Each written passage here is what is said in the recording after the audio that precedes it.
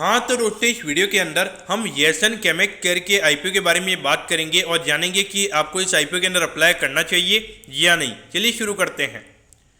तो देखिए सबसे पहले हम ये जानेंगे कि ये कंपनी क्या काम करती है। तो देखिए जो कंपनी है 2017 में ये कंपनी स्टार्ट हुई थी, यानी कि लगभग 5 से 6 साल ये कंपनी को स्टार्ट हुए हो चुके हैं। तो देखिए जो कंपनी, ये कंपनी हमें मैन्युफैक्चरिंग बिजनेस के अंदर ये कंपनी हमें काम करती हुई नजर आती है। वहाँ पर अगर हम देखेंगे तो ये कंपनी जो डाइज होती है वो ये कंपनी बनाने का काम करती है, और उसके अलावा कुछ यहाँ पे जो एफएमसीजी प्रोडक्ट्स होते हैं वो ये कंपनी बनाने का काम करती है।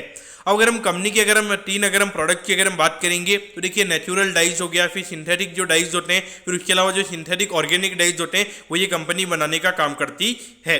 और अगर हम यहाँ पे एफएमसीजी प्रोडक्ट की अगर हम बात करेंगे तो ये के जो हेयर ऑयल यानी कि जो नॉर्मल जो बालों में लगाने का तेल होता है वो ये कंपनी बनाती है। फिर परफ्यूम्स वगैरह, फिर हैंडमेड यहाँ पे कंपनी सोप बनाने का काम करती है, और सैनिटाइजर और डिओड्रेंट बनाने का ये कंपनी काम करती है। उसके अलावा अगर हम देखेंगे तो ये जो कंपनी के प्रोडक्ट्स हैं यहाँ पे पीएल एक्सो करके यहाँ पे कंपनी की एक ब्रांड है, उसके अंदर में यहाँ पे कंपनी अपने प्रोडक्ट को सेल करने का काम करती है।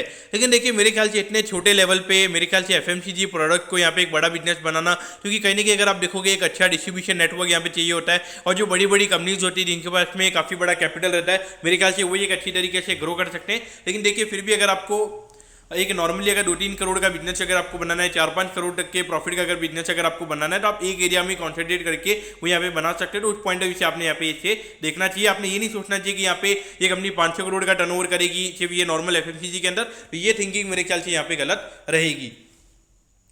और उसके अलावा अगर हम देखेंगे तो यहाँ पे ये कंपनी ट्रेडिंग करने का भी काम करती है, डाइज और पिगमेंट वगैरह के अंदर ये कंपनी ट्रेड भी करती है, यानी कि इधर से माल लेके उधर लेके बेचने का ये कंपनी काम करती है।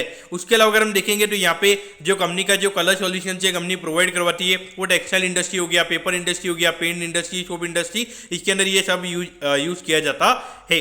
कंपनी की यहाँ पे 2 मैन्युफैक्चरिंग फैसिलिटी है, दोनों फैसिलिटी कंपनी की गुजरात में, अहमदाबाद के अंदर, अहमदाबाद की यहाँ में कंपनी की मैन्युफैक्चरिंग फैसिलिटी नजर आती है। एक यहाँ पे कंपनी डाइज वगैरह मैन्युफैक्चर करती है, और दूसरे की अगर हम बात करेंगे तो वहाँ पे कंपनी एफएमसीजी प्रोडक्ट को मैन्युफैक्चर करने का काम करती है।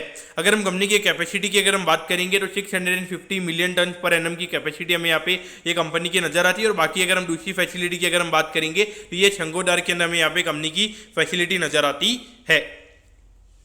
अब अगर हम ऑब्जेक्टिव की अगर हम बात करेंगे तो देखिए यहाँ पे वर्किंग कैपिटल की रिक्वायरमेंट के लिए कंपनी का आईपीओ आ रहा है। तो देखिए यहाँ पे कुछ भी नहीं, एक कंपनी का आईपीओ लेकर आना है तो उसकी कंपनी आईपीओ लेकर आ रही है, क्योंकि ऑब्जेक्टिव में देख के पता चल जाता है कि एक पूरा ग्रोथ के हिसाब से आईपीओ आ रहा है, कि या फिर उनको कहीं पे पैसे लगाने हैं, कहीं पे ग्रोथ के लिए पैसा चाहिए। तो यहाँ पे देखा जाए कोई ग्रोथ के लिए पैसा नहीं आ रहा है, क्योंकि मुझे ये लगता है कि अगर आप ऑलरेडी 25-30 करोड़ का रेवेन्यू अगर आप कर रहे हो, आपका आईपीओ से 20 करोड़ का है, अगर आपको कैपिटल चाहिए तो मेरे ख्याल से आपको बैंक से ओडी ले लेनी चाहिए, क्योंकि जहाँ तक मैं जानता हूँ 25-30 करोड़ का जिनका टर्नओवर होता है उनको आराम से 4-5 करोड़ का ओडी मिल जाता है। तो वहां पे मेरे ख्याल से उसको आप रोटेट करके मेरे ख्याल से आप अपना बिजनेस को चला सकते हो। तो ये पॉइंट से देखा जाए तो ऑब्जेक्टिव मुझे यहाँ पे काफी नेगेटिव कंपनी का नजर आता है।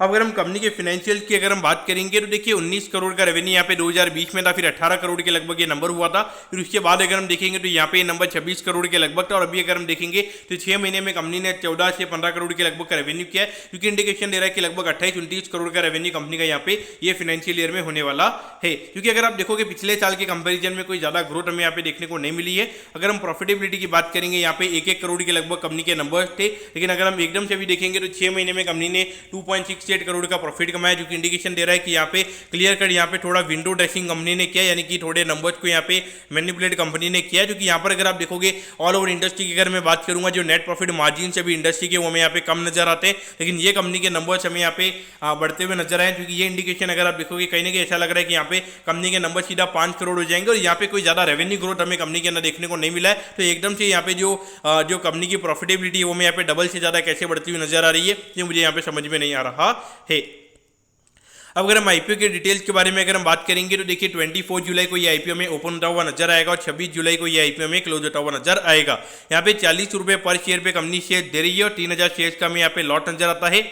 और अगर हम टोटल इशू साइज की अगर हम बात करेंगे तो 20 करोड़ 57 लाख रुपीस के लगभग आईपीओ में यहाँ पे नजर आता है, और जिसमें से आई थिंक 50% के लगभग का रिटेल कोटा है, यानी कि लगभग 10 करोड़ 29 लाख रुपीस के लगभग का रिटेल कोटा में यहाँ पे ये कंपनी का नजर आता है। और यहाँ पर अगर हम देखेंगे तो ये जो कंपनी है, कंपनी हमें एनएसई के एसएमई प्लेटफॉर्म पे ये कंपनी हमें लिस्ट होती हुई नजर आएगी। अब अगर हम यहाँ पे कंपनी के टाइम टेबल के बारे में अगर हम बात करेंगे तो देखिए यहाँ पे 31 जुलाई को ये आईपीओ 31 जुलाई को आपको पता चल जाएगा कि आपको अलॉटमेंट मिला है या नहीं। अगर अलॉटमेंट नहीं मिलता है तो 1 तारीख को आपको रिफंड मिल जाएगा, 2 तारीख को आपके डीमैट अकाउंट में शेयर आ जाएंगे अगर आपको अलॉटमेंट मिलता है, और 3 तारीख को ये कंपनी हमें लिस्ट होती हुई नजर आएगी, यानी कि लगभग 1 हफ्ते बाद में ये कंपनी हमें लिस्ट होती हुई नजर आएगी।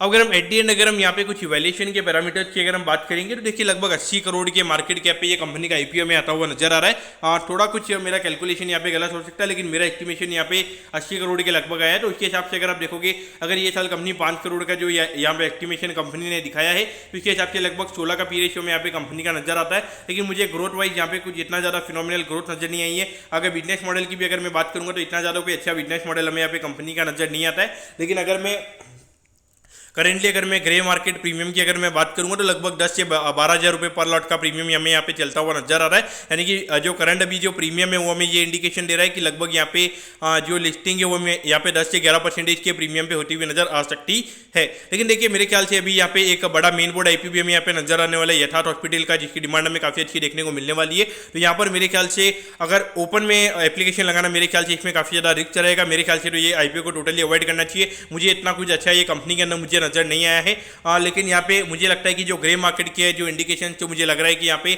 आपको लगेगा कि 25-30% के ग्रे मार्केट प्रीमियम पे जब ये कंपनी का आईपीओ में ओपन होता हुआ नजर आएगा, तो मुझे लगता है कि अराउंड 30% के लगभग ग्रे मार्केट का प्रीमियम जाएगा। तो देखिए मेरे ख्याल से यहाँ पे ग्रे मार्केट प्रीमियम देख के आपने यहाँ पे इंडिकेशन नहीं लेना चाहिए, क्योंकि अभी बहुत सारे आईपीओ है जहाँ पे जब लिस्टिंग होती है तो वहाँ पे कोई भी स्ट्रॉन्ग बायर नहीं होता है। तो इसीलिए अपने जीएमपी को देख के बिल्कुल भी यहाँ पे शेयर को नहीं खरीदना चाहिए। तो दोस्तों मैं कहता हूँ कि एशियन केमेक्स के आईपीओ के बारे में आपको सब कुछ समझ में आ गया होगा। अगर आपकी कोई भी क्वेरीज है आप कमेंट कीजिए, मैं जरूर आपके कमेंट पर रिप्लाई करूंगा। ओके दोस्तों, thank you, have a nice day.